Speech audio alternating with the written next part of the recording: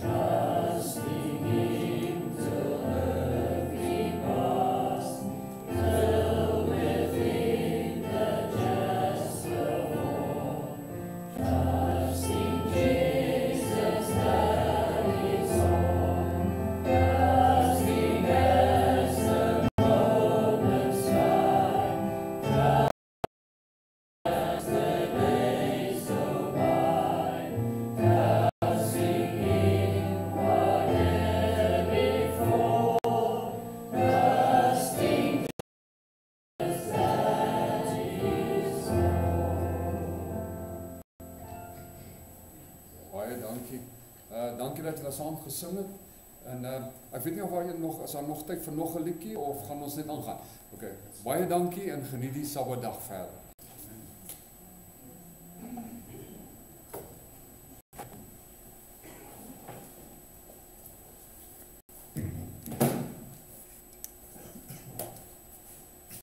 Thank you so much, Cecil. We really appreciate it. Pastor, any chance we can get your PowerPoint so that we can go through it a bit slower, and all the Ellen White quotes, which you said you're not going to finish the presentation now, but rather take questions that he can point it directly at people's needs and church needs. As stated, I said I would open by saying, which we agreed on just now, that you haven't really taught us anything new. You didn't invent any of this training. It is old training, which used to have 4 components, and now it's got 3 components. It looks a lot cooler, and I found your training a lot more round than when I have presented it in the past, and thank you for that. Training, the churches battled to get to the stage of implementation, to actually practically go. In the previous training that I did, it indicated to rather end the lead-out time at 9:45 and start the Sabbath school lesson section, which starts with the care and all of that, from 9:45. Many churches and church boards did not appreciate that, possibly thinking that I had brought something new, where I scratched it out from all the various trainings. So here that people are battling. Some people said, no, we must have that first lead out where it's not only the mission story, but it includes, let's call it the first sermon. Okay?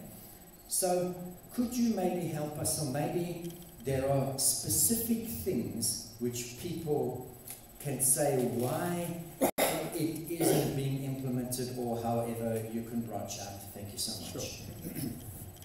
Thank you for that, Pastor.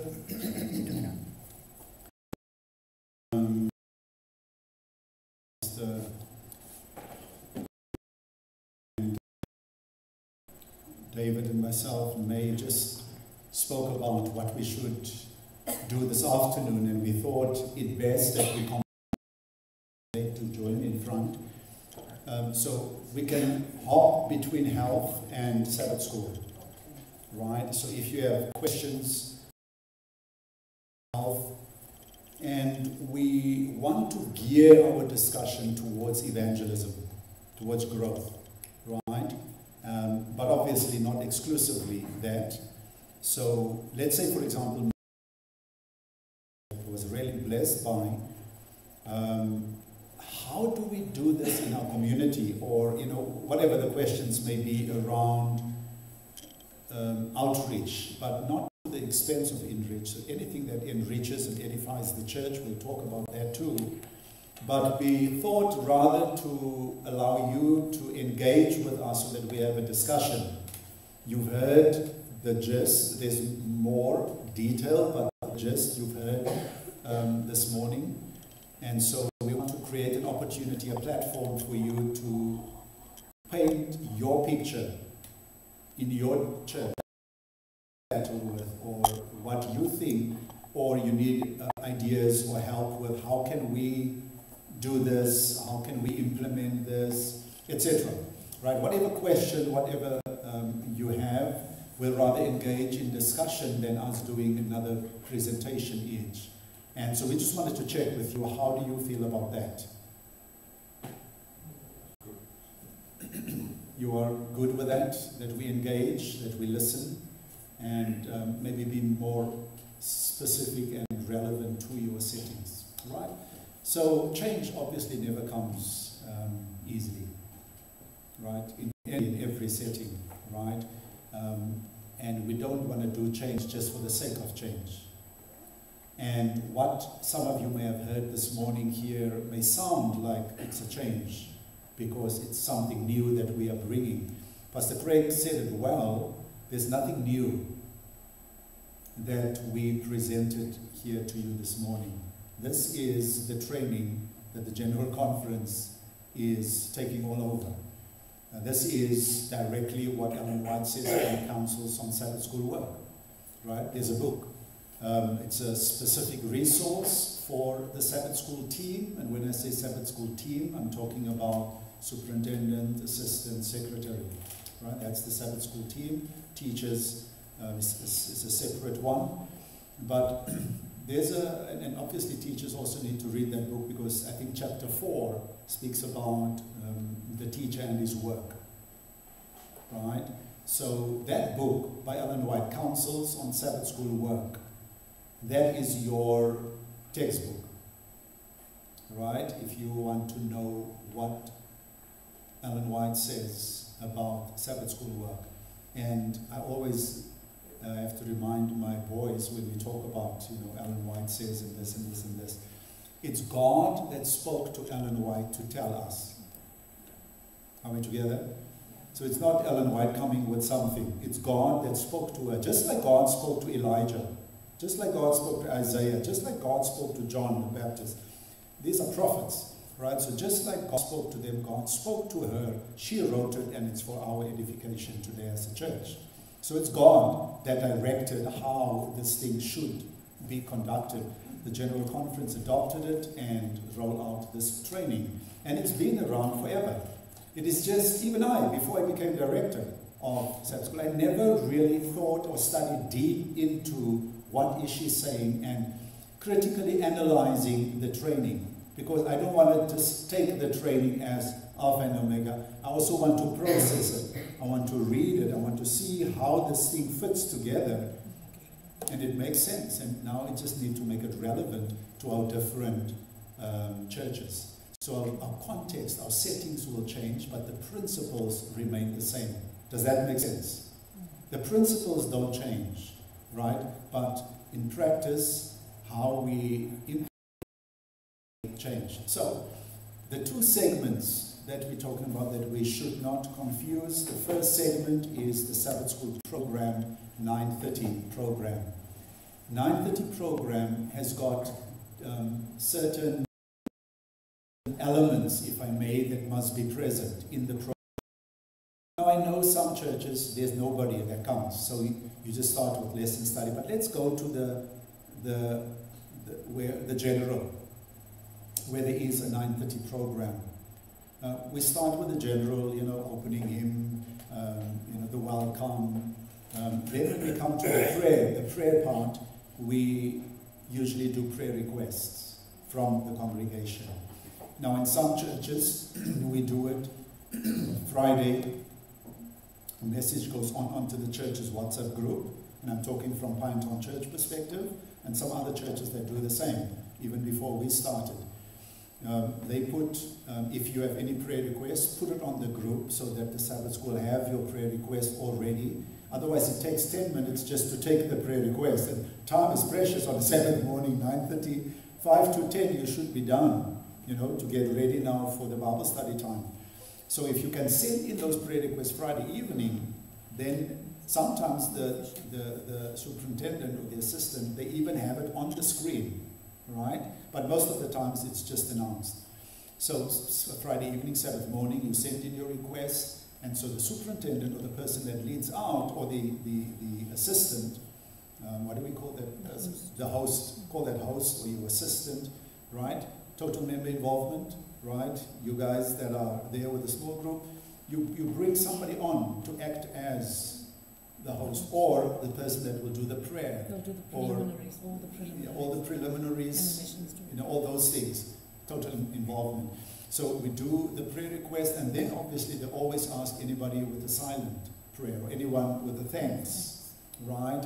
And people just raise their hands. There's no comments on that because there's no time to listen to everyone.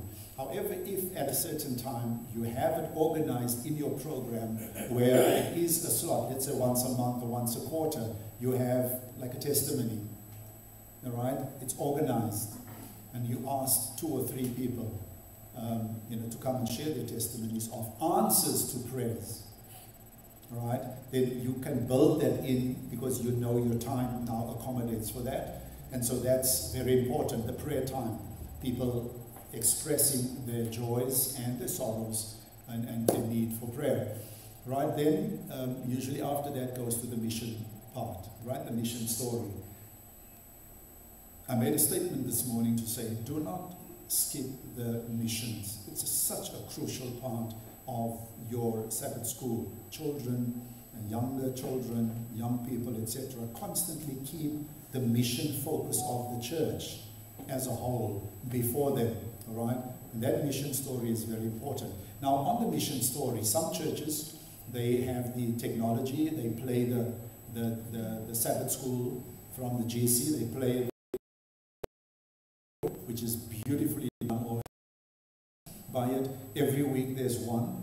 Yes, there's one for each week and one per quarter, per month. Yeah. So in a quarter there are 3 months, and then they'll have, thank you, Pastor.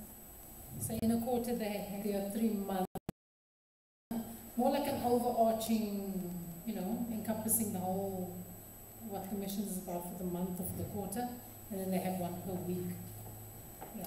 Right, so you can download that if you have the technology. If you don't have the technology for that, it's really good to make the effort to get the technology up and get that played, because it is crafted so well, it is concise, it is vivid, it's visual, right? Better than when I was. But if you can have it displayed, it is excellent. Put it on the TV, you know, if you're in a house setting, you know, so just make every effort that you are able to visually play it. If you can't, get someone to do it. Please do not read the story.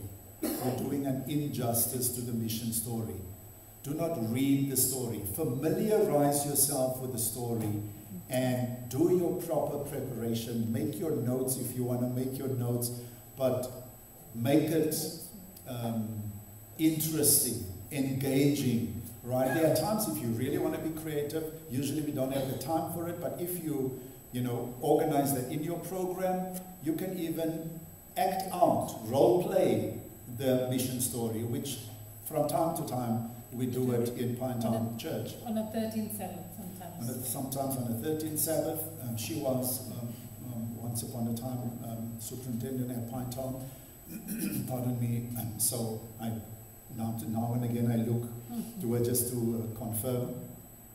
But you can act it out, you know, where the one is the hero in the Bible story, in the mission story, and the others are whatever the case may be. But you can act out the mission story, just variation and variety. Also, you know, other than just the same thing over and over every week. So that's the mission story. So we have the opening part, we have the prayer request, then you have the mission story, and then you come to the main feature. Before we get there. Sorry, just on the mission videos, I know our church lets them do mission videos. Like you said, excellently done, all of that. I want to give the Sabbath School Department a challenge. It is already voiced over.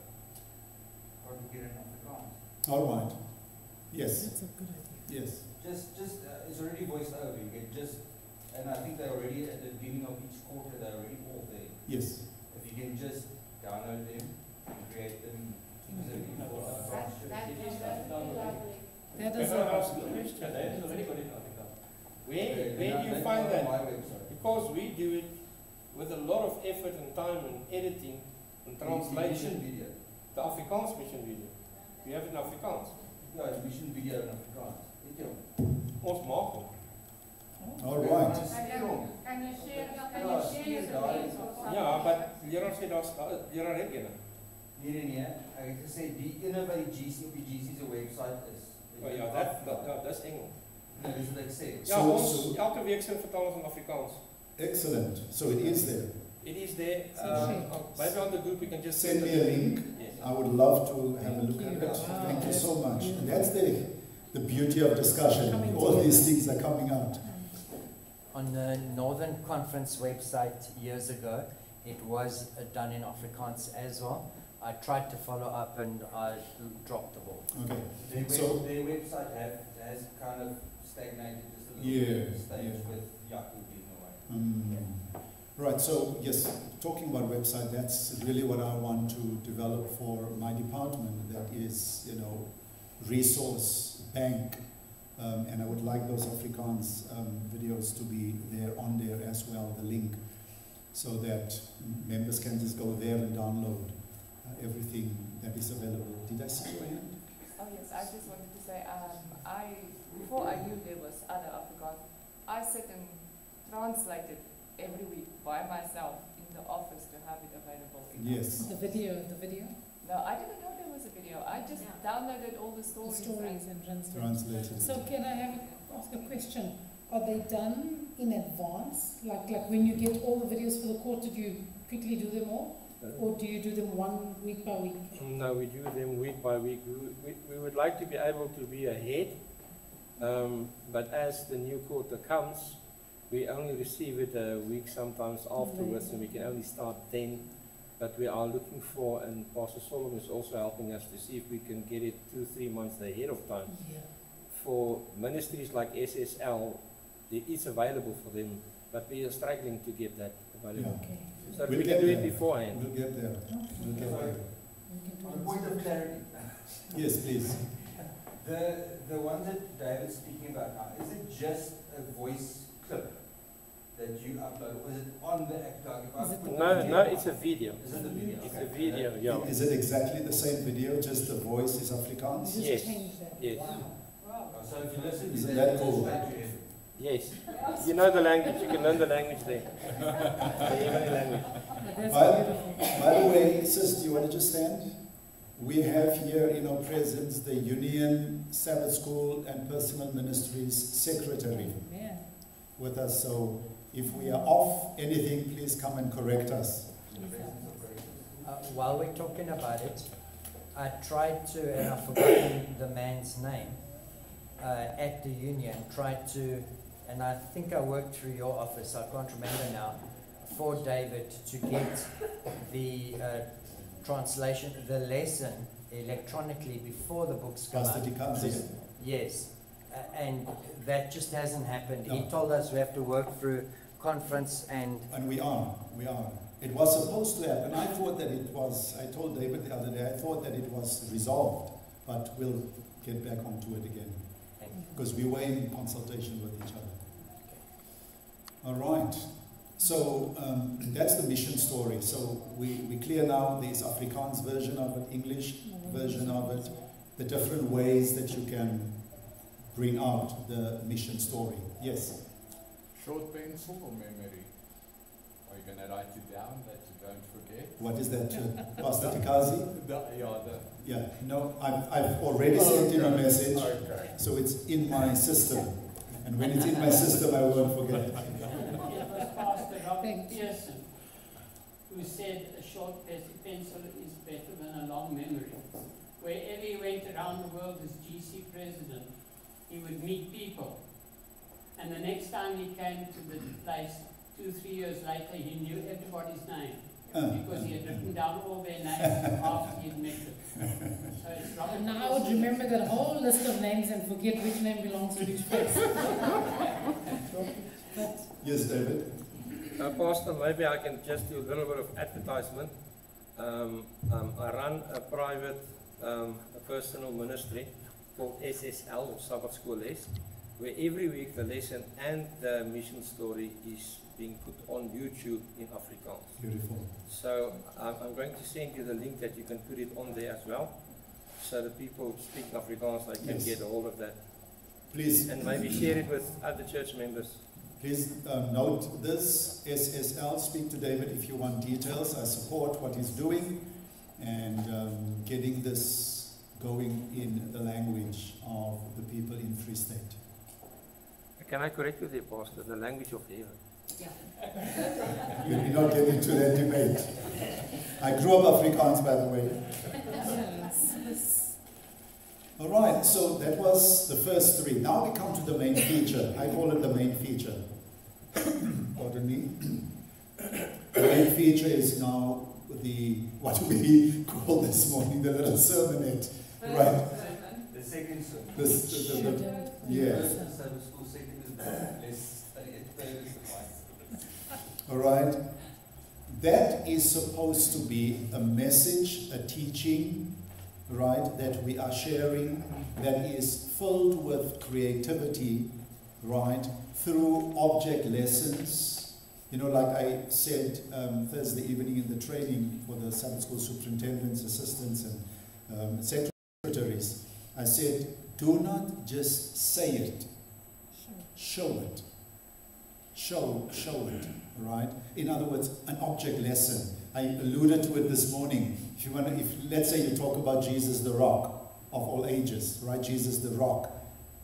As a teacher, right, you're going to bring an object lesson. You're going to carry a rock or something similar to that to get the interest of the people first and foremost, but also that visual, right, of Christ as the rock.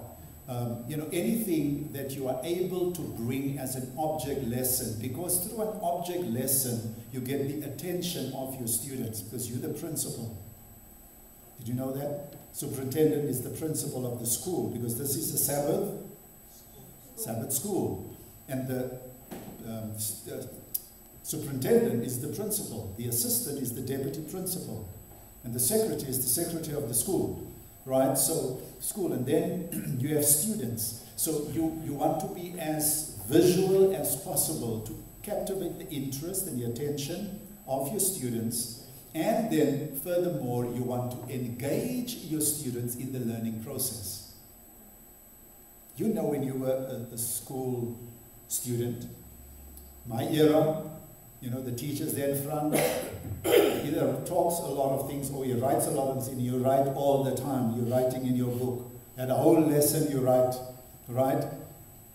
We're not there today, right? We're in the engaging stage today, where we engage in the learning process. Now, let's say there is a lesson, any lesson, you can think of any lesson. How are we going to engage our students in the lesson? I'm listening to you. I know it may not be good for the live feed, you know, but let's be interactive here. How are you going to creatively engage your students in the lesson?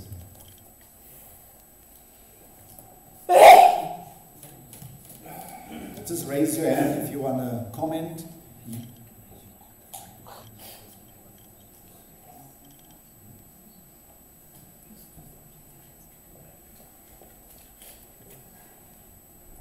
We ask questions. Right, through questions. How else? And encourage them if they answer right. Give them affirmation. Correct. Affirmation is very important. Asking a question, and you're going to have multiple people that will respond. And affirming each person. Thank you, yes, for that contribution. And just on that of questions, this goes for Sabbath school and it goes for the Bible study. If you as a teacher ask a question, make sure that you give the answer from where? From the Bible. Right? The answer counts. They will give a lot of answers, but you need to wrap up that question by giving an answer or response from the Word of God. What does that say to your members? The Word of God always has an answer for every issue that we are struggling with. Right? Sis, I'm coming to you. Let's go ahead. Just when you do the mission story, just 2 quick sentences what you thought about it, and then what in the Bible shows you the same thing about a mission story. Ask the people in the church, what Bible verse you think this points to? You think it's the same or different? Just ask them questions. They also come back to you with the Bible, and you can start a Bible study then already in a mission story, just after the mission story. All right. Also, you're connecting the two, right? The mission story goes into the main feature. Transition into that with the discussion on that, the mission story, that transition into the main feature, and make sure that you connect the Word of God to it. I keep out my Bible verses. I give each person a Bible verse to read. And when I'm doing something that's a demonstration, I try to get a people to do it with me. There was sometimes I did something on health or something, and I made them all feel their pulse and confirm that they are alive. Great, right? So if you know you're going to have 5 Bible verses in your little presentation, or 4 or even 2 Bible verses,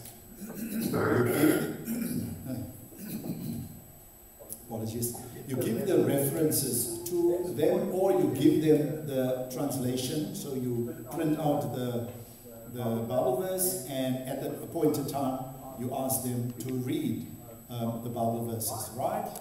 Pastor, I think one of the big things that we are missing out on and that will help enhance the lessons, is preparation. We don't sometimes prepare enough, especially for the children class. Just let them color in, something like that, where we need to engage in preparation. We should really spend time. In the Sabbath school handbook, it even tells you for what age of children, from what class you are taking, how much time you need to spend a week in preparing. And then there you can schedule, okay, so during the week I'm going to have 2 hours here and 1 hour here for preparation. So to be prepared to be able to give the lesson study is essential, to have the people's attention and to be able to bring over the message. Correct. Very important point you're bringing up there, the preparation part of Sabbath school. I've seen in some churches, the person just really grabbed an article and just reading the article and commenting. So it's like reading and commenting. I don't think that's the intention of Sabbath school, right?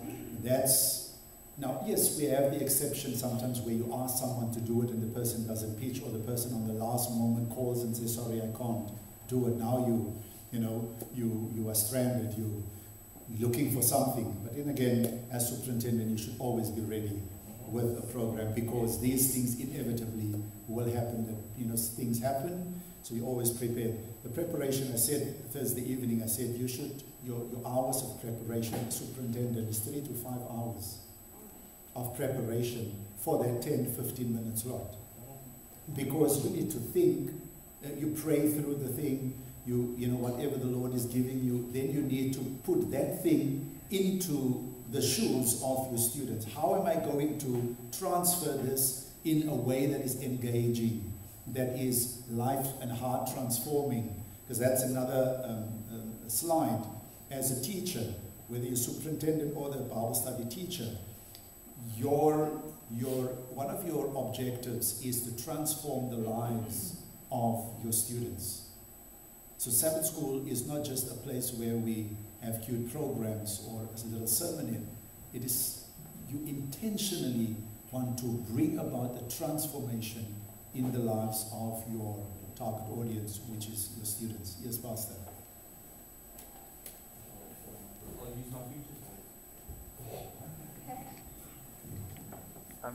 Firstly with what David said, there's very important preparation. I think when my wife has to take a kids class, and the kids class are her own duty every week, she starts preparing on the Sunday for next Sabbath.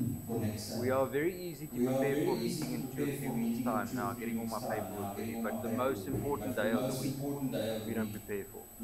And secondly as well, something that we fall into the trap a lot of times, I think you've mentioned as well.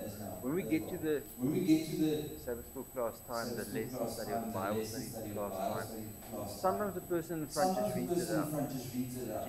Okay, now it's Sunday, Monday, Tuesday. And in the last couple of years, I've tried to stay clear of that completely. Instead of you go through the lesson, you get what the main focus of the lesson is. And you're only going to get it if you prepare it in advance. And then get something that's applicable for the people in today's world for that lesson study. If you think about our lesson study now, science and symbols and things like that, if a teenager is in that, and you're going to read them, it was Psalms last week, things like that, the signs and the symbols and those things, they're going to be bored out of their mind within not 10, 15 minutes, 2 minutes, you're going to be able to, you've lost it. So, in Afrikaans, there's a saying, om 'n klip in die bos te gooi.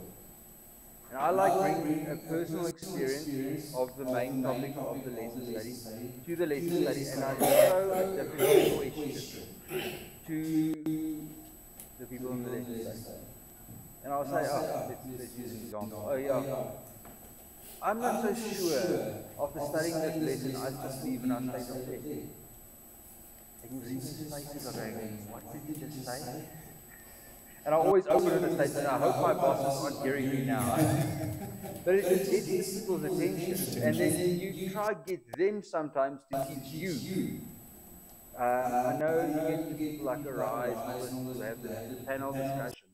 But sometimes to get the people involved and to get them to understand what they believe, you need them to teach the teacher at the end of the day. Otherwise, the teacher can stand in front and teach until they're blue in their face. Yeah.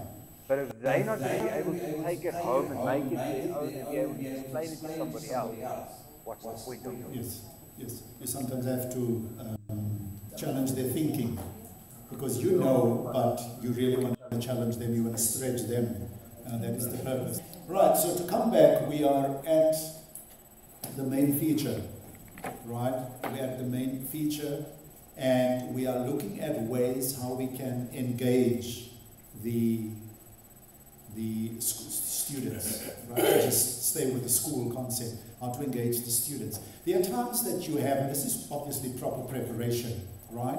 There are times that you have a topic, and you can organize that topic in discussion groups, right? You introduce the topic, and then very quickly, 5 minutes, right? And it works nicely if you have a small church. It will not be as nice if you have a very large church where you have to have 40 groups or 30 groups, right? So here comes something nice for smaller churches. You want an intimate group of 2 to 3. And you have organized questions prepared. That group has got maybe 1 or 2 questions. And some of the groups will have the same questions, right? Because you want to hear on the same question, you want to hear the responses. The Sabbath School main feature is conducted by you. I introduce the thing. You are giving the meat. I've organized the outline. The outline is basically given to you in the form of discussion with Bible verse or whatever. So there may be, let's say at Pinetown Church, we are at the moment we are doing the fundamental beliefs. All right? So it's a brief time, 10-15 minutes is what we have. But we have covered almost halfway. All right? We started last quarter. In this quarter, we're going through the 28 fundamental beliefs. Right? It's introductory. It gets the understanding, the desire to go and dig and study and research, gets that going. So it's teaching our church members the fundamentals, but in not a sermon way, not a Bible study way, in the Sabbath School way, right, where there's engagement, interaction. And sometimes presenters are not very engaging, but it's supposed to be, right? So let's say we do the Sabbath. Let's say we do the Sabbath, right? How the Sabbath came about. Okay, so you will have your outline. Maybe you have 3 points, right? 3 points, and in the 3 points there are questions. And you put the questions down. They know what they're studying. They know the questions in their group. They need to come up with the Bible verses. You need to come up with the Bible verses. You need to come up with the Bible verses. So I've got the outline. And so I start with what is the origin of the Sabbath? All right? This group is going to come and talk to us about the origin of the Sabbath. And so they will come work according to the outline that I gave them. They need to find the Bible verses in their group, all right? And they need to come and present the origin of the Sabbath. That group maybe has a different question on the Sabbath, and they come and present that on the Sabbath. It's a simple engagement. I could have done it all by myself as the superintendent. But why not engage my students and let them come up with the response, and they come and present? There's engagement, there's greater conviction, because I dug, and I found, or I learned, being part of that group I didn't know, but I learned while they opened the Bible there and check. Go to the concordance if you don't know, check on your phone if you don't know, but you come up with the responses and you come and present the Sabbath School program. Is that engagement or what? Right? One small, simple thing that can happen, and you can do that multiple times with many different topics. It's not that you are lazy. It is, you know, you have done the preparation, you've got the outline, what you want to focus on, and you challenge your students to be part of the learning process, and they come and present the program.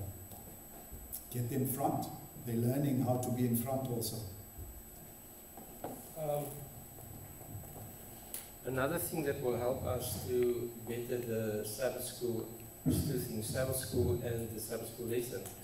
According to the Sabbath school handbook, the superintendent and assistant superintendents and teachers for the day should come to church 1 hour before time for preparation and especially to pray together for the programs ahead for the day.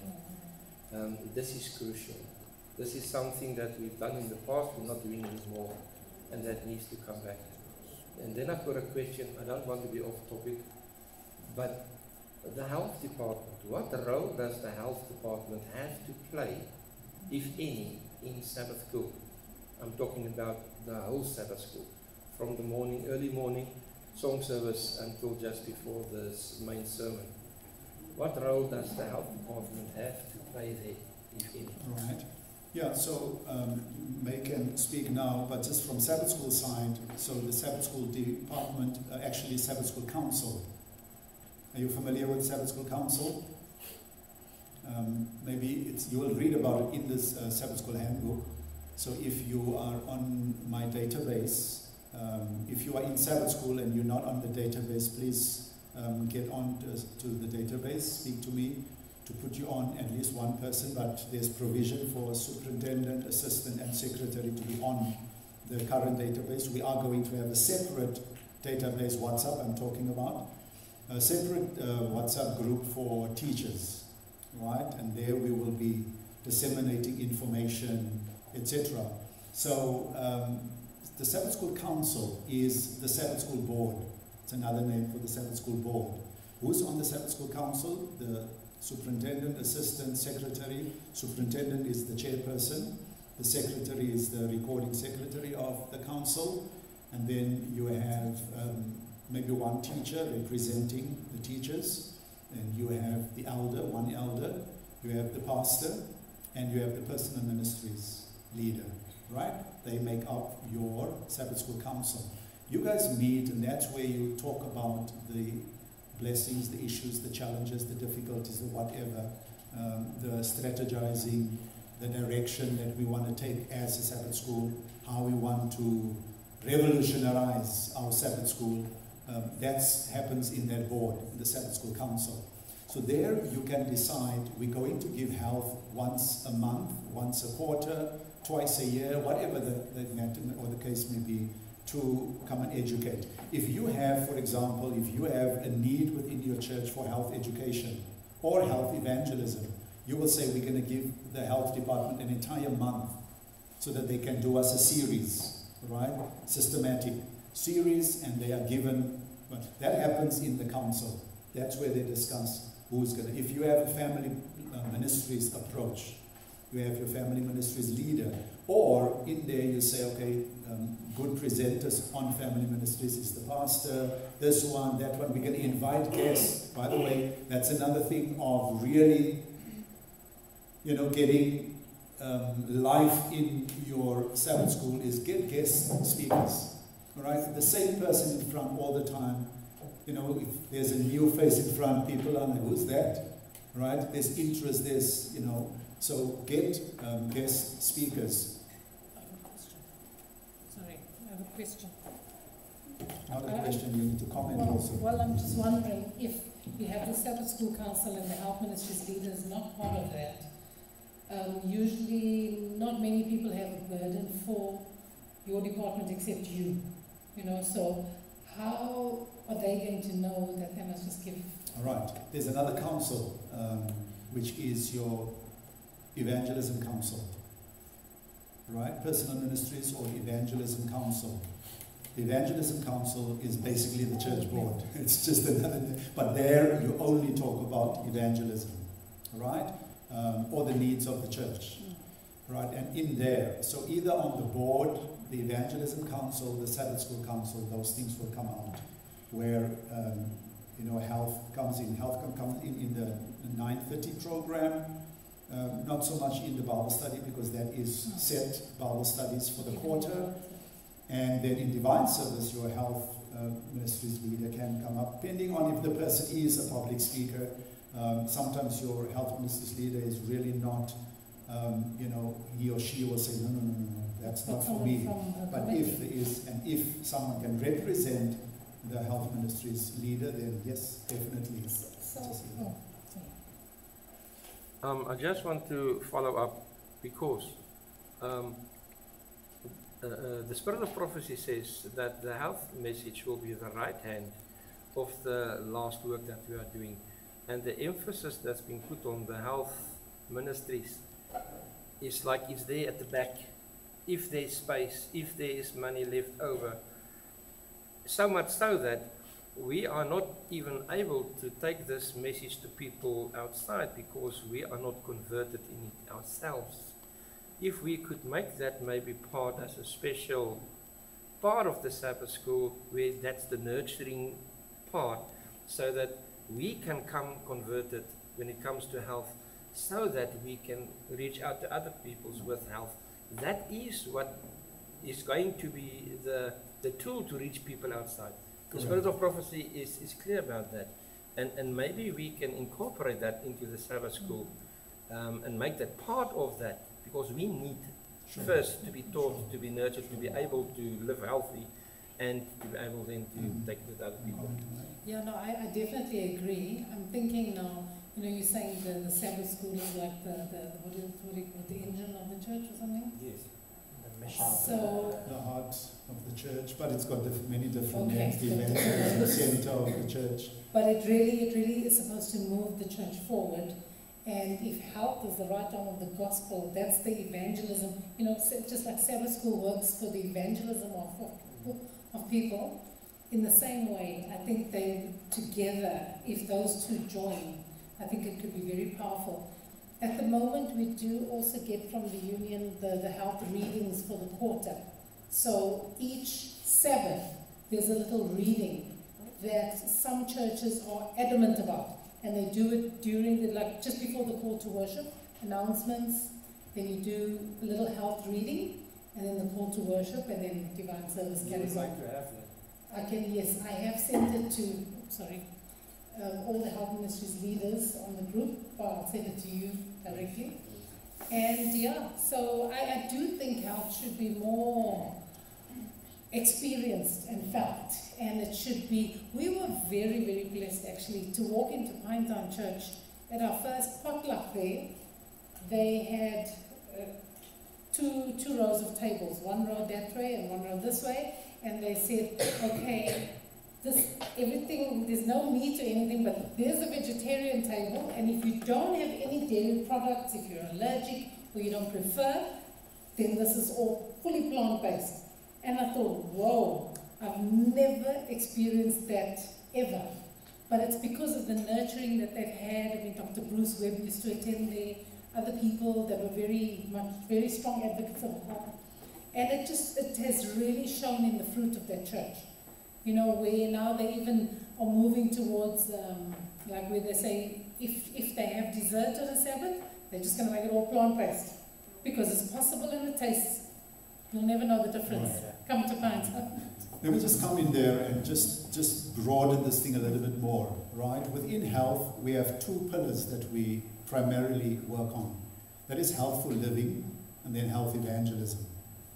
Are we together? Right? So within the church, we have a health message, and so that education needs to happen continuously. Then there's health evangelism. And we need to be schooled and educated and trained on both, right? So that we are able to, are able to take this health message in a palatable way to the people out there. Now, when I intentionally say palatable way, because diet is a very sensitive and personal thing. Don't mess with my plate. That's people's mindset. Okay, so we need to be wise as serpents to know that what health message am I going to take out there? Is it you should not eat meat, you shouldn't eat that, you shouldn't eat that? You're closing doors, you're spoiling friendships, all right? So there's health evangelism that speaks on taking people where they are. Taking people where they are. Where they are. That's where Jesus dealt with people where they are. And you deal with them from there, and you walk with them about healthful practices. You don't need to even talk about eating meat and not eating meat. The other day I was invited to a school. Some principal called me and says, you know, can you please come? There's one of the children that somebody needs to come and talk to her. Can you please counsel her? What? And she had some health issues. And the Lord just placed upon my heart to speak to her about something, because it's a young person. She was probably about 14 years old. So I had to really think creatively to speak to a 14-year-old and, you know, come down to that level. And we had a lovely conversation where I just spoke about, like, for example, you know, inflammation.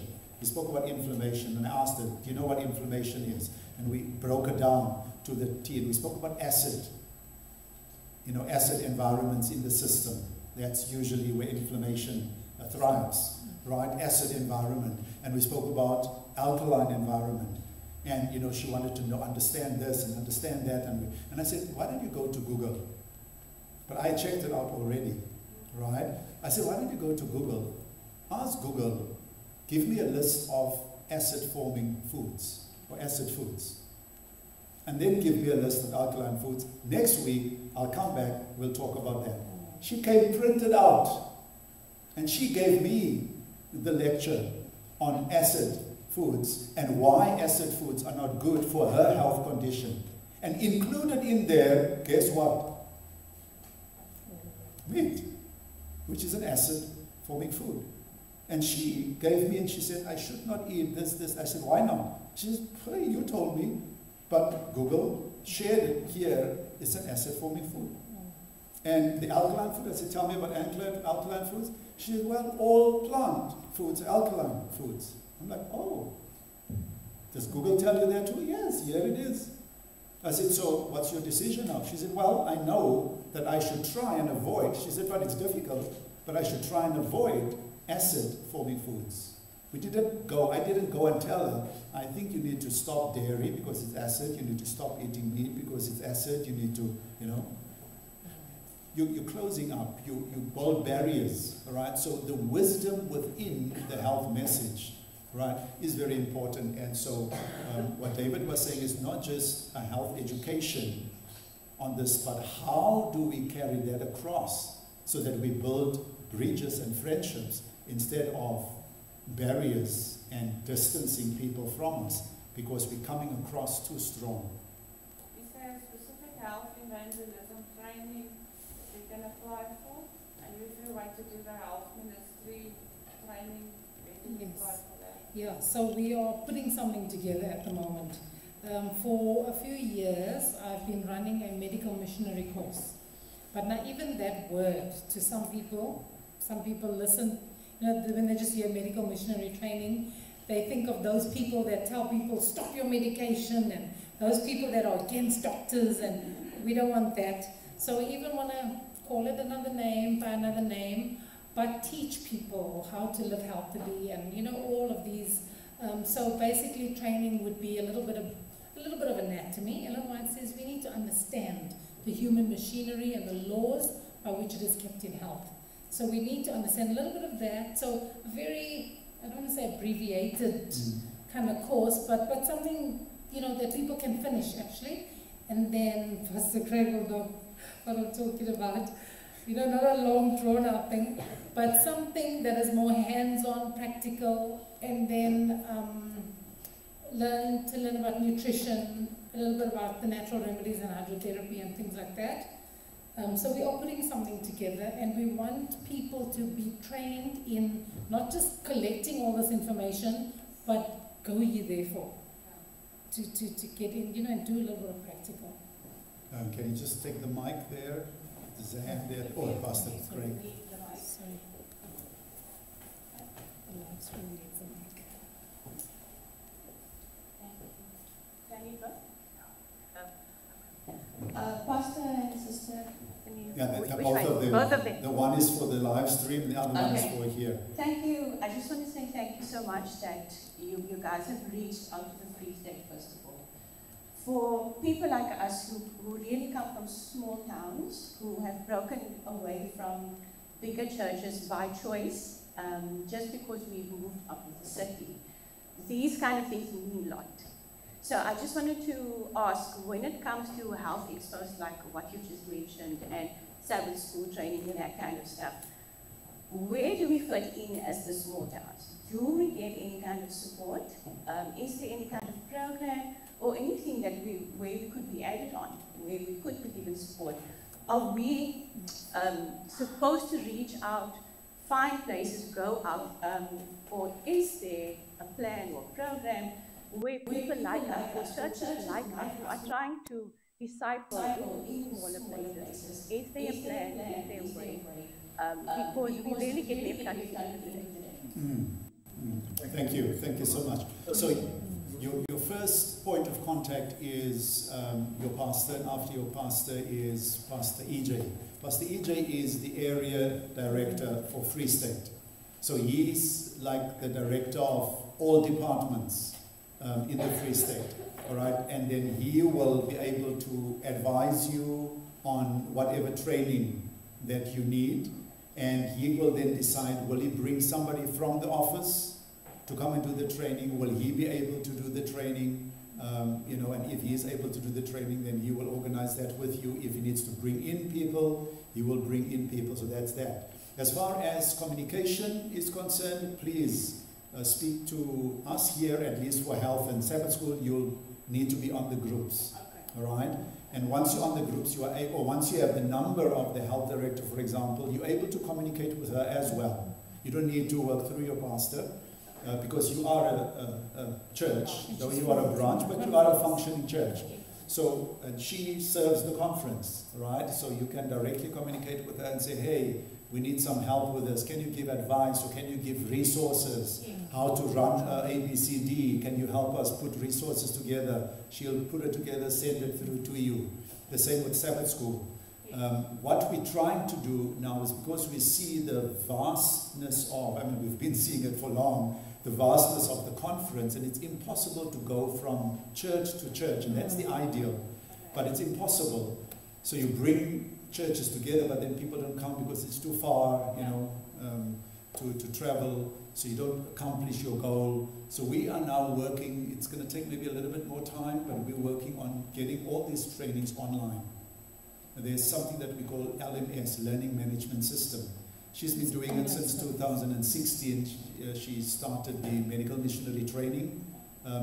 Privately, it's her own thing that she runs. You know, it's a learning management system where you come onto it, you sign in, and you go systematically through the training. Short video clips with a little exercise that you do, assessment that you do, then you move on to the next segment, and you know, until you finish the whole training. And you are able to submit questions, so there's engagement, you know, with it. And in that way, you have access to that training 24/7. Unlike this year today, the training is happening, tomorrow we're gone, and you have questions, but now we're gone. You can go back to the training, the LMS, the Learning Management System. That is refined, it is organized, it's recorded to the T, you know, and everything is polished. So you can go back, listen, and go back and listen. If you want to know about expos, you know, then you click expos and you go and watch that short little video clip, and the transcript is there, or the PDF is there. You check the whole thing, and oh, okay, I know how to do now. Or whatever the case may be. So we're trying to get all this training on a learning management system, and our members are now able to watch that thing over and over and over. It's not hit and run. We're here today, we're gone tomorrow, and then you're like, what did the guy say? I can't remember what he said. Now I'm lost. Until next year, maybe next year when he comes, right? LMS, you have got access to it 24/7. The website. This is on our website. We're working on it. The president asked me to do the first one, and that is the elders training. They just did their Zoom training, right? But now there's a Zoom thing of an hour and a half. Now you want one little segment, now you have to go and watch a whole hour and a half, right? So if that thing is broken up into shorter learning pieces, so we're working on that one. That's the first one. Then we're going to get our own. because we've been asked to do it. So then we're going to work on our own departments to get the health and Sabbath school on as quickly as possible, so that this training can go out. And after that, probably department after department will come on. So it will be, I can't remember the conference's website, but it's also not... Maybe put it on the 7Me, on the 7Me app. I can share it there on the 7Me app, and you can Okay. access there. Okay, great. Do so. Right. More questions or comments? Just one comment. I was on the elders Zoom meeting. I learned a lot of stuff there, and it was absolutely fantastic. But yeah, if you can take time, you can take the time to go and look at the Zoom and all that. It's very interesting, and it helps you to do your work better and to accommodate your church and to see how you as elder or what position ever you are in the church, or maybe just a church member, so that you can learn how you can serve each other. And that is what we actually got out of this whole. And I'm actually on the Zoom now for the deacon and deaconess, and it's also so wonderful that you learn that you are here to serve each other. Correct.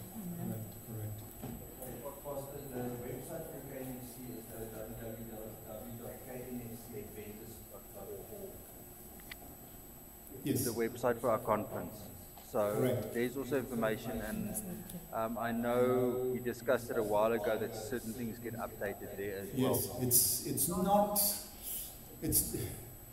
there's not anything really that you're going to find at this stage. It's still a work in progress. So don't go there with the anticipation or the expectation to, find a lot of learning material there. It's still a work in progress. The website itself needs to be revamped, and we need to put information that's worth your while to go there. Not a follow-up question. I'll use my actually, Sister May. I was asked a while ago of how we can maybe discuss it while we're on the phone. How, from the health department side, how can we incorporate and get people involved with the health message in a different way than a health expo? Because some areas we've flogged the dead horses, done and dusted regarding health expo. So we need to find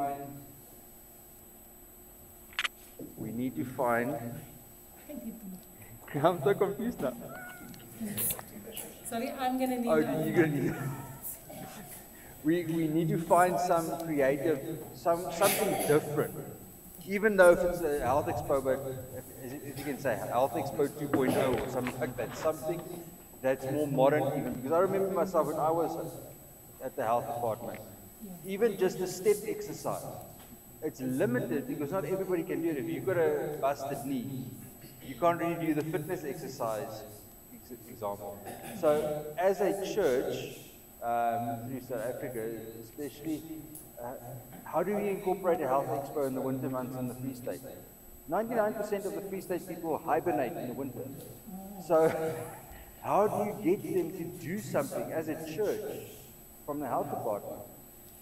Oh, I was going to say the idea that I had, with hibernation, it might not work either. However, depending on the need of the people, depending how desperate they are. So, okay, and firstly, maybe let me just backtrack a little bit. We also have felt like, health expos like flogging a dead horse, and what results are you going to get? Or you get all these people coming, but then you do your afternoon program and you got, a few people, and then after that everything just fizzles out. And then you do it again next year or next few months, and then same thing happens. But we stuck around and we clung to this idea, and we prayed and we prayed. And I think my husband mentioned earlier, we did it and we planned, because when you plan your health expo, you like to plan your follow-up as well at the same time. But now we actually look for strategic dates, like Mother's Day was coming just after. So we had the Mother's Day where we invited all the women from the Health Expo to come to our Mother's Day program. So that very next Sabbath we had people in church. And then we also said next Sunday we have a biblical self-care day. So women attended, and there were quite a few women.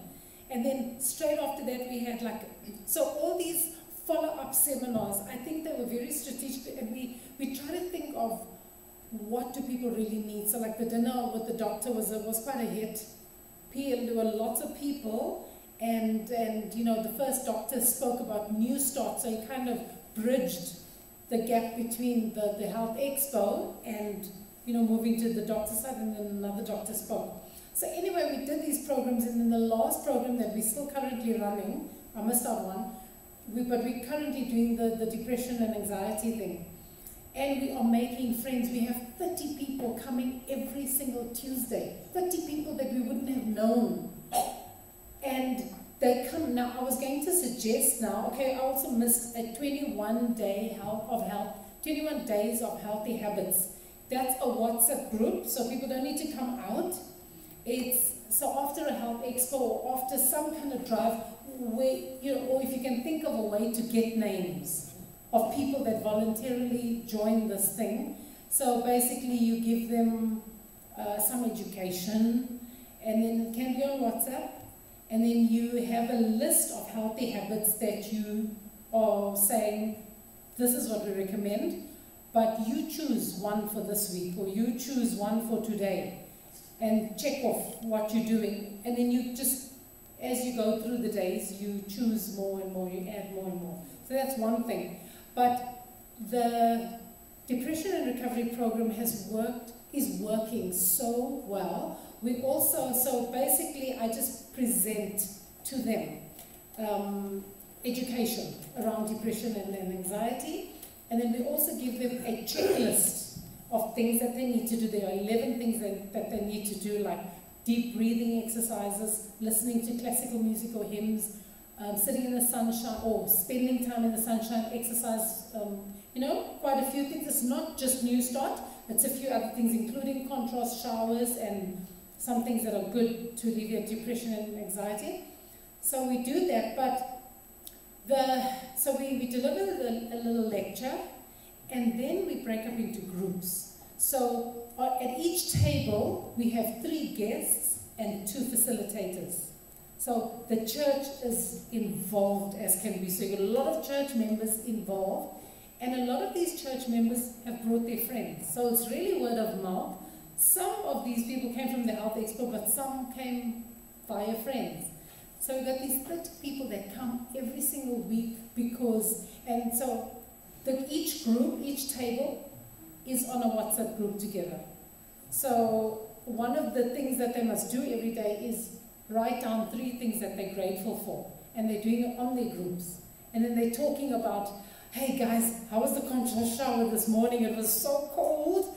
You know, it's so cold outside. How did you guys manage? And then there's giggling and there's talking on the groups, you know, and it's very lively. And then of course when they come every week, I know Denise now, and I know Chantel, and you know, I'm getting to know these people by name. They walk in, they hug you. It's really, I'm experiencing that mingling, and how Pastor Neof always used to tell us, because he used to come and help us in the early days, to do health expos and all of that. And he says, you've got to mingle just on another level. He says, I baptize my friends. He says, I'm never in the font with someone who's not my friend, because I've mingled thoroughly with them.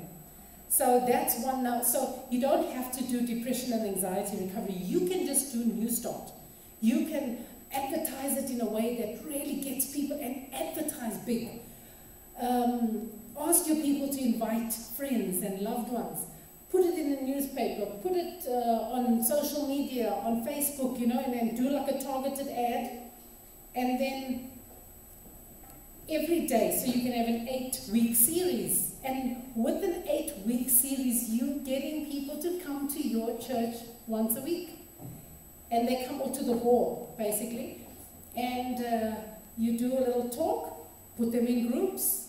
And so each week, they will just have to focus on one thing. The first week is nutrition, the next week they add exercise to that, then they add water to that.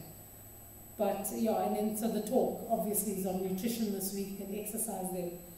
And that's a suggestion, but it's a come out every week suggestion. It's not a hibernation suggestion. Yeah, and I'll be thinking more, and maybe we can give ideas. Something that I've done in the past that also really works when we do programs like that to involve other organizations like Sanka, who works with people who are addicted to drugs, or cancer, or one of those people. They are very much willing to have to work together in programs, which is not going to cost them any money. So we can also include them as experts to be part of the discussion and the teaching. Yes. That's true, you know, and you will use them wisely. You will choose them wisely. You know, bottom addictions, etc., relatively safe. There's no major contradiction with our fundamental beliefs on health. You know, you can be okay with that, right? Somebody speaking on stop smoking and so on. But when you come to other health lifestyle practices, there's a lot of contradiction between Adventist and the world when it comes to health. And you don't want a doctor on your platform to come and speak and say it's okay to do A, B, C, D when your church teaches the opposite.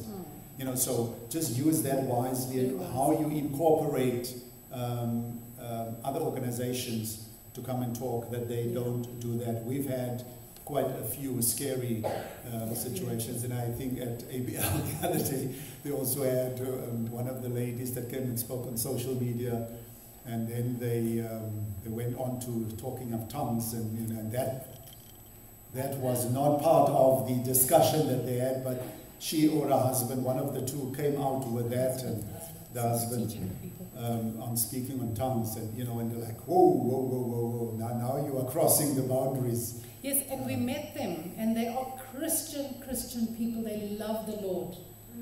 However, because I find that even with some Adventist medical professionals, sometimes I feel like there's still a lot of world indoctrination. And I'm not prejudiced at all, but you just got to be careful. But they do add credibility to the program. They are a drawing card, so it's nice to say, hey, we got Sanka coming, you know, and we're going to talk to you about this and that. It's very nice, but then tell them exactly what we want you to talk about the symptoms of this and that and that. And then you come with, you know, something like that. There's also a great need for cooking classes, I think. Like you said, dinner with the doctor, there's a lot of people who want to make a healthier food, but they don't know where, what, and why. Suddenly they must live out of meat. They don't know what to do with lentils or chickpeas.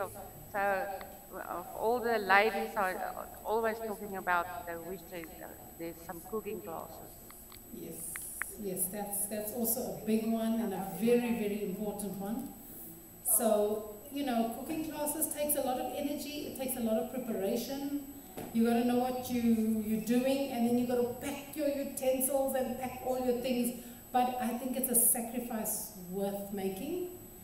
I have on my website a 12-step program. A 12-step, what do we call it even? 12 steps to how to organize a cooking evangelism in your community. So cooking evangelism. But something like that, how to do a cooking class for your community, and then also in that way to mingle with people and then hopefully. Yeah.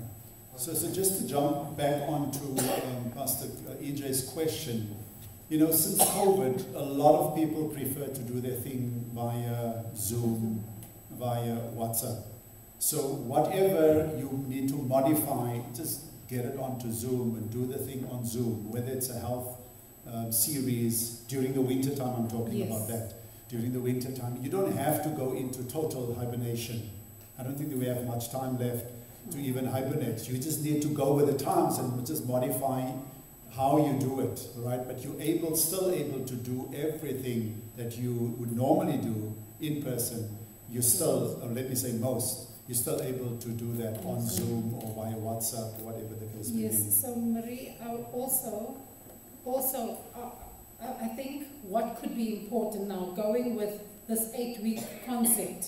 So even if you're doing cooking classes, instead of pulling out everything that you have and doing a big spread and showing them 7 different recipes in one night, do one. And maybe have some nice nibbles, even that is not, even that is outside of that particular recipe, and maybe give them a few recipes and all of that, arrange it as you would. But then, and then you talk about the nutrients, you talk about this and all of that, and then you say you invite it back next week. So think about, I think it's a good idea. I'm just saying, I think it's a good idea to have an 8-week series in everything. In that way, you got them coming back and back and back until you know them so well, and hopefully they want to come to your church. Just before Pastor EJ, I just thinking of, thank you for giving me your guys' background in Zastron, so I have a better understanding. So I'm constantly thinking, you know, how to adapt and modify things. You know, in your out-of-city areas, people are far from, I don't say you guys don't have access to all the facilities, but where you're far from, you capitalize on that, and you're teaching them, you know, the natural remedies. You know, simple remedies. I'm not talking about complicated things, right? Simple remedies. What do you do when you're constipated? Right? A lot of people run to this, what do you call it? Laxatives. You know, but what are other simple other things that you are able to do that's not taxing on the system? And you take them through 3 weeks, 5 weeks of natural remedies every evening. You teach them 2 or 3 natural remedies and let them come and do it. So you demonstrate and they come and you know, do it themselves, and they put it on each other, and whatever the case may be. You know, that's another way of engaging the community there, so that if these situations happen, you don't have easy access to medical assistance, you are able, in a safe way, able to, you know, help us out. And that I've learned over the years. Your out of town, out of city areas, when you come with those kind of things, man, you become a sought after. Everybody talks about you, and everybody refers, you know, to you. But obviously you just need to be wise in how you do it, but, you know, that's one area of ministry that works in your out of cities areas very effectively. And gardening as well. If you have a place where you can garden, teach people how a family can subsist on just a door-size garden. You know, and you rotate those little crops, and it is possible to really have all the vegetables you need in that little space. Just, sorry, one thing on these weekly things, if you decide to do, or any event that we do for health, but I would encourage every department in the church, where you have people coming in, I would encourage you, instead of having some coffee and biscuits, and, you know, think about some lovely health herbal teas that you can put out there. Think about homemade bread or sourdough bread that someone in the church maybe knows how to make, or whatever it is. But I promise you, we'll have a campaign, or we'll have something, and then we'll put Romany creams and stuff, and then we have a health lecture, and then we put the herbal teas, and then people start to see the contradictions. So I would encourage any church event, try to just be as healthy as possible, so that the people can see what you stand for. Another question for Sister May. Did you also have a cookbook? Yes, I did. No pressure. Pastor Greg just embarrassed me this morning. So it's the third time lucky for me. But I was just thinking, if you go and look around, I know my wife loves watching cooking shows, and I hate it because I always get hungry. Why don't you, like your cookbook, make a little YouTube video? Because we just said people don't want to come out necessarily. You don't want to be carting everything up and down once a week. But if you do some of those recipes and you put a layout, here's the recipe here's the ingredients that you have, and you just show them how to prepare it. Because the main issue is, I think, Auntie Mariki mentioned it. Actually, het sê mag jy nie tannie noem nie soos Auntie. She mentioned a lot of times you listen to a health seminar or you listen to a Walter Fight and yes, changing my lifestyle, all of that, and you go cold turkey and your system crashes because you don't know what. I mean, Sister White says cooking food is a science. You need to know what you need to be doing. Otherwise, you're going to end up worse than what you were before. Yes. So having these things available, say, listen, here's a link for, here's 5 or 10 recipes that you can go and, I mean, 99% of the people have internet access on a phone. Yes, for you can sure. go and watch a cooking thing instead of necessarily having the cooking, because when somebody watches that, maybe then they will be inspired to go and teach it. Yeah, but if you go and look at a recipe sometimes, how many times are you confident of the first 5 times of making that recipe? But if you've seen it being done, then you can go and take it and go and make it for somebody else. I think that might be, instead of printing a book, I will take what you say and put it into practice. Ooh. My son has been nagging me to do that. He says you're doing a real disservice. It's just, you know, setting these camera things and then editing those videos. But we have to do that. We have to do that. At your service. On the contrary to that, when it's not online, then people cannot go on an online to a pantoffel event. Then they have to come and we have to meet people, which is what we need to be doing. Okay. I hear what you're saying. Yes. So maybe this more for our people. Sorry, and then maybe but use like 8 weeks later, something that gets. Take the videos off during summer. Put it on during winter. Or you run your own thing and then you say here's additional. So you say here's an extra resource. Use your videos as training for those who are going to training. Yes, excellent. Exactly. Yeah, we yes. actually can do that. Sister May, yes. We must remember there is men that also likes to cook. And I was very skeptical with lentils and all this type of thing until I tried it for myself. Yes. And I've made a lot of stuff and with load shedding and all this type of things, I made my own outdoor oven. And yesterday we actually out of a drum. And it's not a difficult thing. And yesterday we made some bread, me and my wife, inside this drum, and it came out very wonderful. And so yeah. And you didn't bring some today? Yeah, you just put your briquettes in there. Yeah, I should have.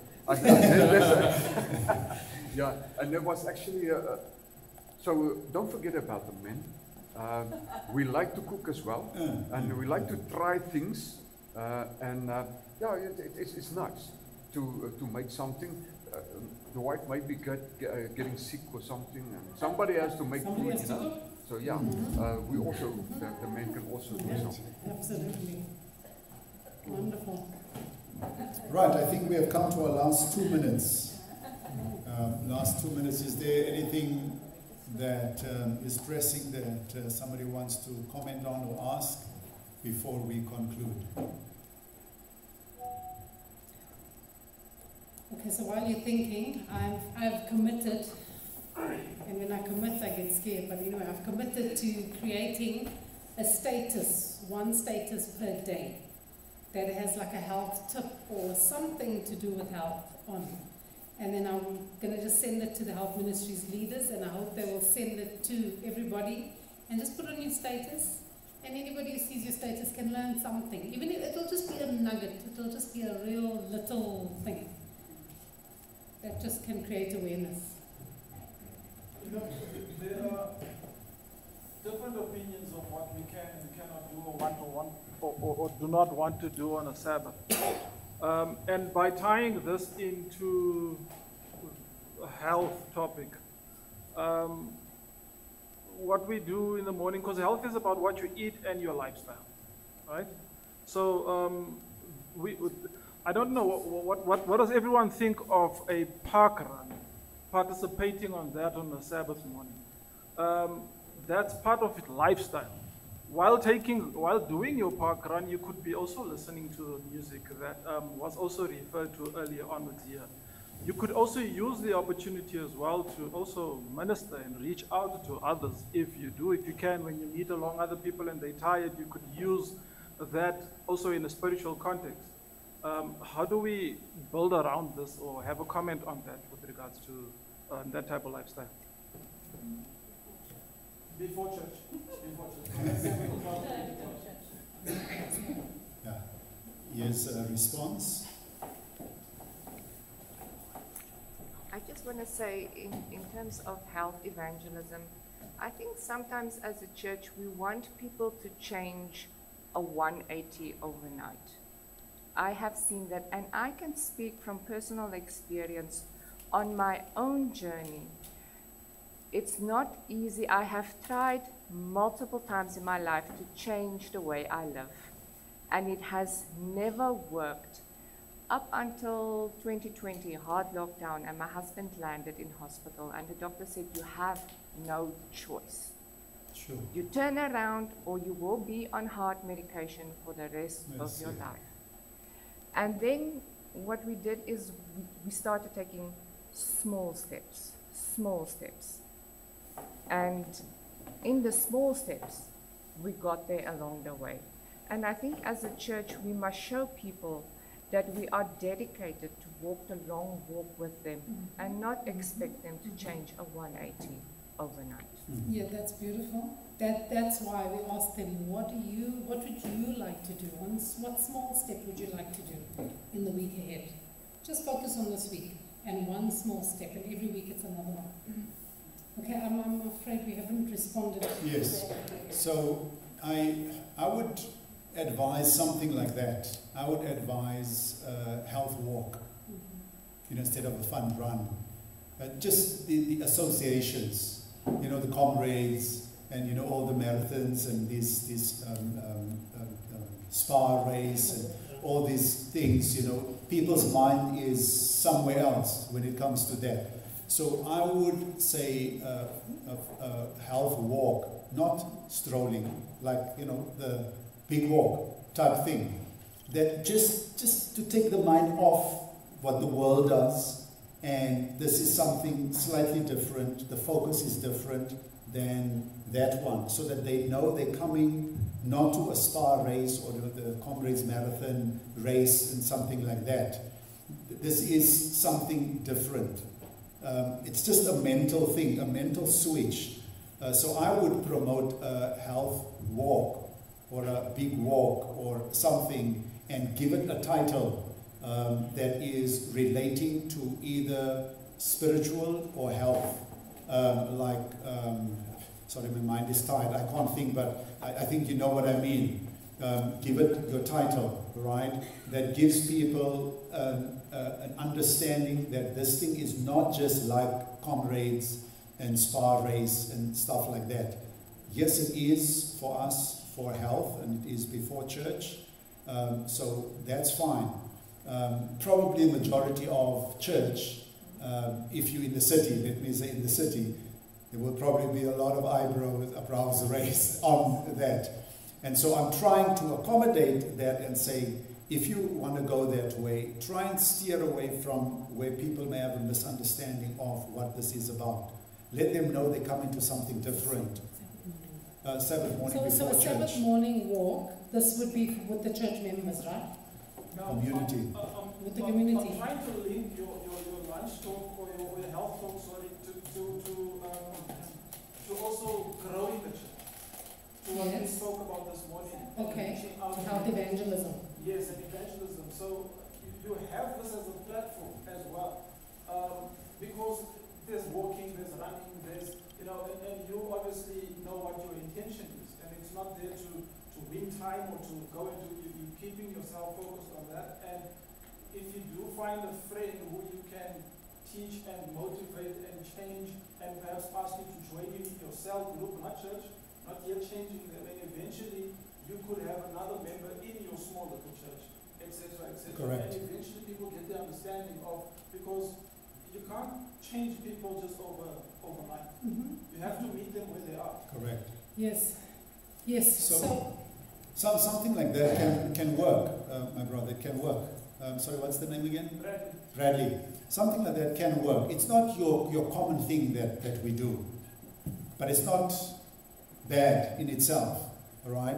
You have this community thing that you guys organize, a health walk, right? Whatever you're going to title it. And before, let's say your starting time, you have a short message, not a sermonette, right? A short message with, say, Paul talks about running the race, you know, something that is applicable to that, and you give them a good message. Then you come to the end of the thing where you have maybe it's, let's say, right, you have a sponsor that sponsors either your water or your juice or a breakfast, right? And everybody's there. Let's say you have 20 people. We're not talking about 200 people, right? And you have a breakfast and everybody's there enjoying the breakfast, right? And either before the breakfast or after the breakfast, you have another little message. Just a text and expound for a minute or two. Because you don't want to overdo it. You'll get there, right? Where it stretches and stretches and stretches a little bit. But beginners, you start out just a message there, just so that people know this is body, health, but it's more than just health in comrades and in spa race. This is our body is the temple of God. It's a message, power message, and then everybody goes. So that kind of thing. And then you can even be going deeper than that and say, for those of you who want to join us, or you can advertise it, we have a health lecture at this house, or this hall, or this whatever. And either you guys present it, or if there's a medical person, it doesn't have to be, but if there is, you guys can do it very efficiently. Do a health presentation that ties with what the people just went through, the running and the whatever, finishing up with a health presentation. And, that's before your church service. And that's fine, no problem with that.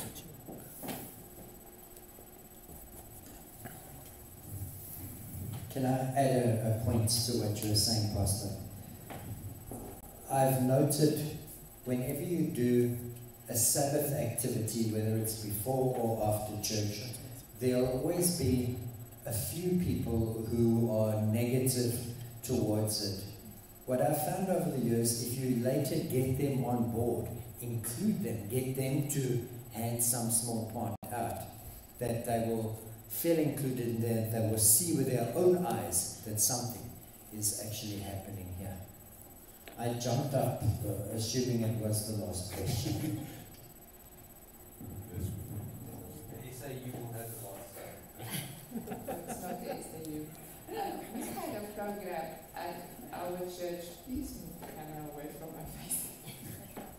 We had a program, and unfortunately, I do not know what happened to the program. But it was a good program.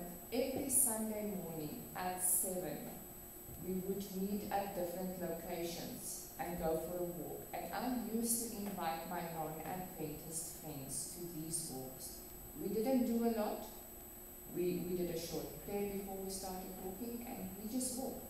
And everybody mingled with everybody to the point where people started getting interested in the church. Now, what happened to the program, I cannot say. But it worked. Just by inviting them to just walk with us, we're not preaching, we're not shoving something down their throat, we're just spending time with them, eating some lemons or a light breakfast afterwards. Just oranges, whatever, but just spending that time with them. Connecting, and building connections. It worked. Correct.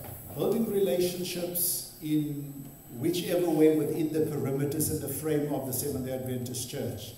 Whatever we are able to do to build relationships, build connections. And how long time it takes to build good, healthy relationships, right? So everything, scope of the church, go for it and build relationships, and you will see over time the results. People are very skeptical these days. It's not like it used to be. People check you out for a long time. They check you out for a long time. So just keep going. If you don't, like health expos, I heard, Pastor EJ and May speaking about this. just keep going.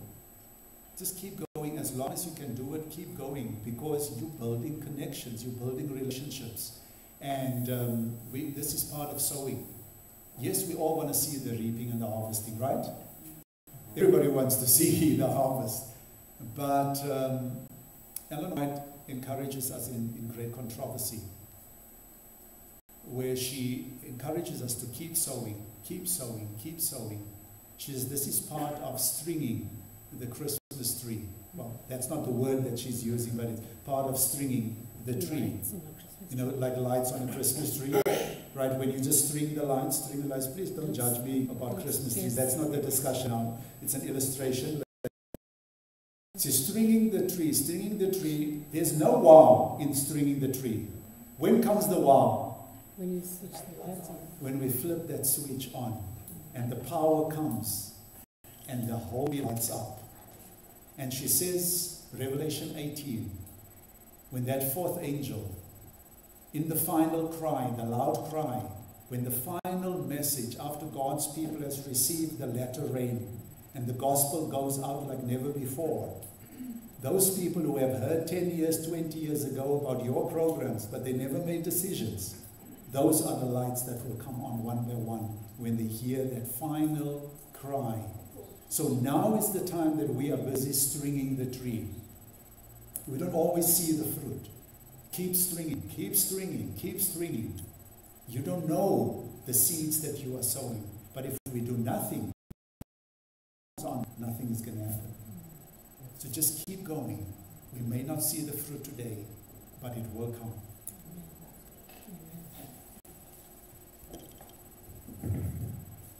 Pastor Solomon, Sister May, Pastor EJ, thank you very much. I'd also like to thank our team who came to do the recordings and everything like that. We really appreciate your efforts and your time that you made. I'd like to thank our deaconesses who helped out in the kitchen. We really appreciate it. But I'd like to thank all of you for coming today. God bless, and let's pray. Dear Jesus, Lord, thank you that we could be encouraged again to keep our light on, sowing those small seeds, not knowing when they are going to be watered, not knowing when the light is going to come on. Lord, thank you for the ministry of the people and the conference who has come to us this Sabbath.